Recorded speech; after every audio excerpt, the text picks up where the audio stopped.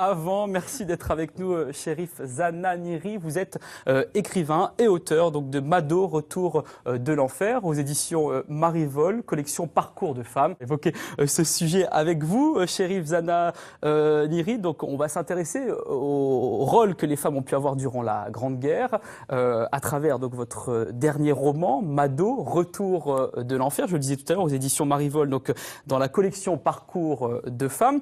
Et alors, moi, j'ai lu votre ouvrage. Vous commencez par un avant-propos qui m'a fait sourire, puisque vous posez tout un tas de questions en préambule. Alors, pour vous, Alban, je sais que vous ne l'avez pas lu. Non. Je vais vous dire un petit peu que les questions qui sont posées au début de cet ouvrage, ça me fait sourire. Je sais que ça vous fait sourire aussi, Cherif. Alors, vous commencez par pourquoi faut-il toujours répondre aux mêmes interrogations de nos lecteurs? S'agit-il d'un roman historique ou bien d'un roman de l'histoire? Vos héroïnes ont-elles vraiment existé? Quelle a été votre part d'imagination? Comment avez-vous appris leur histoire? Et vous enchaînez avec combien de fois m'a-t-on posé ces questions, comme si la réponse allait découler un plaisir différent de la lecture. Voilà, vous terminez. Pourquoi vouloir autant de détails? Ce sont des questions que vous posez à vos lecteurs, parce qu'ils viennent souvent vers vous avec ces questions-là. Alors, rassurez-vous, moi je ne vais pas vous poser ces questions-là, mais j'aimerais savoir un petit peu quelles questions vous préféreriez qu'on vous pose, en fait.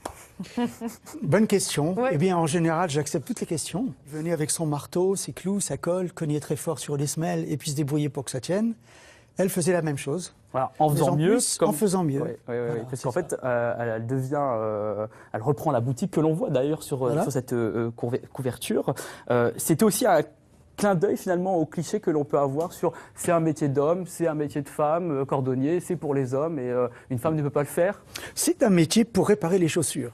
Voilà, c'est la seule chose qu'on peut dire. C'est pas si physiquement, ce n'est pas si dur. Le plus difficile pour elle, c'était d'imaginer que finalement sa petite boutique va se trouver au centre de vie, puisque finalement à la porte il va y avoir l'écrivain public, juste à côté il va y avoir un rémouleur, etc. Il y a d'autres métiers qui vont apparaître, et elle va créer, alors là je dis ça avec un peu d'humour, le premier carrefour, puisqu'il va y avoir le premier grand centre commercial, puisqu'il va y avoir une succession de petites boutiques qui vont toutes fonctionner un peu en symbiose. Alors dans la première partie, on peut également lire plusieurs, vous le disiez il y a quelques instants, correspondances de Gilbert, qui raconte son quotidien, les relations avec ses camarades, mais aussi ses inquiétudes quant au bien-être de son épouse, qui occupe désormais donc la place de chef de famille. Et il est vrai que la vie que vous relatez n'est pas facile.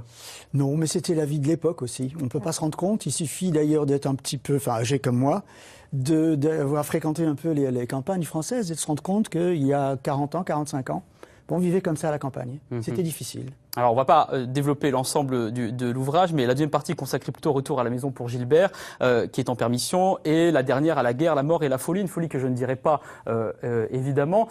Alban, je vous vois assez attentive à cette histoire. C'est une histoire, en fait, qui nous marque, la place des femmes aujourd'hui. Demain, c'est la journée internationale du droit des femmes, avec pour thématique donc, les femmes dans un monde du travail en évolution, pour un monde 50-50 en 2030. C'est vraiment le thème de cette année 2017. Vous, quel regard vous portez finalement sur les disparités que l'on peut encore avoir aujourd'hui dans le monde du travail entre les hommes et les femmes? Eh bien, je ne peux vous dire que je trouve que c'est absolument anormal, mais le fait de le dire, ça ne suffit pas. Non. La seule chose, c'est que je n'ai pas le pouvoir. Le seul pouvoir que j'ai, c'est celui d'un auteur. Donc un auteur sensibilise. Donc j'essaie de sensibiliser mes lecteurs à la problématique. Chacun sa place. Très bien. Merci d'avoir été avec nous pour cette présentation. Mado, Retour de l'enfer, donc aux éditions Marivol, collection, donc une collection particulière, un parcours de femmes à découvrir dans toutes les bonnes librairies de la région Centre-Val de Loire. Alban. Oui, j'allais le demander. Vous Merci. allez passer une très belle soirée ce ferai. soir et partager ça avec votre entourage.